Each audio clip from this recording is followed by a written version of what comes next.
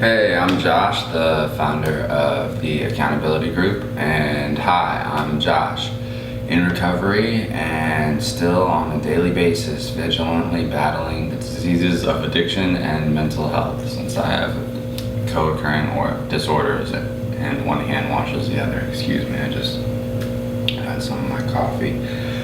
So we're gonna knock out some of the daily readings and we're playing catch up as well.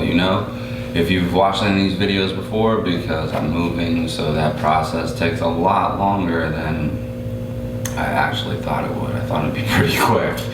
It is not. It's not until you start moving that you realize, wow, A, I have a whole bunch of stuff that I need to donate or get rid of, and then B, there's a lot of stuff that I don't have in my new place that I need, like a plunger or a toilet scrubber or rubber gloves, like simple stuff, in order to continue being a functioning member of society and an adult. That being said, let's dig into the daily reading. Today is the Daily Stoic and it's August 27th. Laugh or cry. Herculitus would shed tears whenever he went out in public. Democritus laughed. One saw the whole as a parade of miseries, the other of follies, and so we should take a lighter view of things and bear them with an easy spirit. It is more human to laugh than to lament it. Seneca, on tranquility of mind. Is this observation the origin of that famous expression about frustrating news? I don't know whether to laugh or cry. The Stoics saw little purpose in getting angry or sad about things that are indifferent to our feelings, especially when those feelings end up making us feel worse.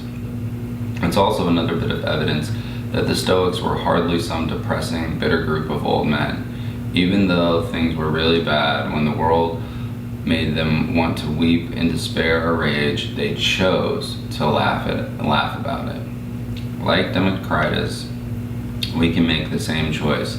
There is more humor than hate to be found in just about every situation, and at least humor is productive, making things less heavy, not more so.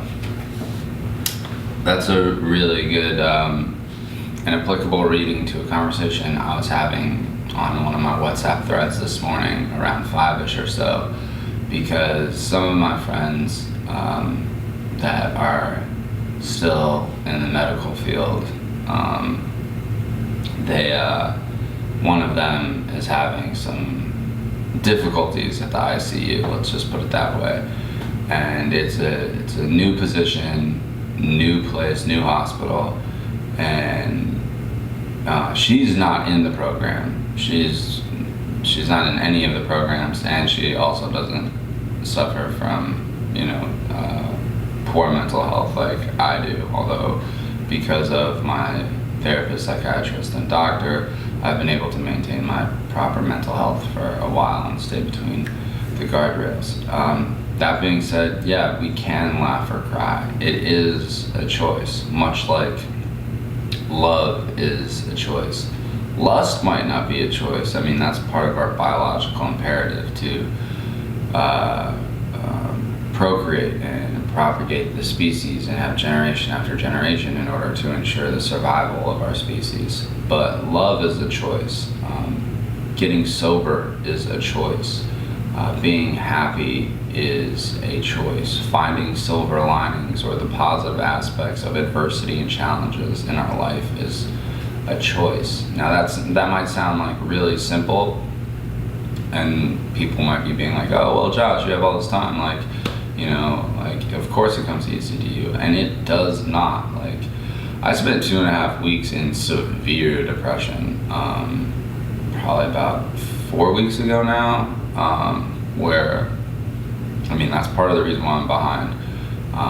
One, I'm moving to a completely brand new place. I'm gonna be all by myself, which I haven't done since 2019. So I've been used to having roommates and people around and stuff like that. So this is an interesting transition for me. From 2002 to 2019, I was by myself, which was, both good and bad. My experience was, a whole bunch of carnage and damage and destruction, and then a whole bunch of periods of sobriety in there, my longest being 3 years, 274 days. But I was really just dry during that period. Being completely honest with you and with myself, that's what it was. I was dry. I wasn't sober and like actively with an intentional willingness working a program. So during that text conversation back and forth, by the end of it, she was like, I am a ray of sunshine and just a beam of light. And I was just really happy for her because, it's nice to be there to help the people who help you. Like, she's helped me multiple times get through these bouts where, like, all I want to do is isolate and just figure out a way to get through it. And she's forced me to go hiking or go to national parks or go see art or do all these other things. Right now she's like hours away, and I'm hoping I have the opportunity to see her again in person sometime soon, over the next few months. But that's just kind of how it goes. Like, we grow up and we become adults and real life happens and people get married, have families, have kids, have responsibilities. So, it's one of those things where it's nice, at least with technology, that I can stay in touch with so many people and I have so many different threads with people in and outside of the fellowship to maintain those connections. And that's what's kind of been the strength that I've found from the fellowship, is being able to take the adversity of challenges that we find in sobriety and find that silver lining, as cheesy as it may be. Like, choosing to laugh at the hilarious, like, nature of life. It's wildly unpredictable. It'll throw us curveballs. It'll just be like, WTF, what just happened? And that's just kind of how it goes.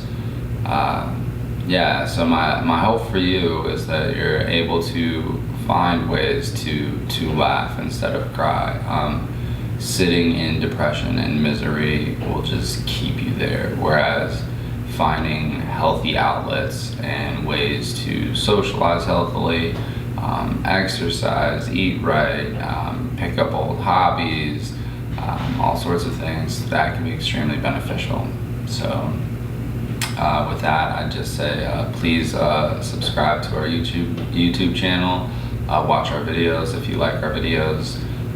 That's great, but most importantly, please use our comment section. Now, I know a lot of people have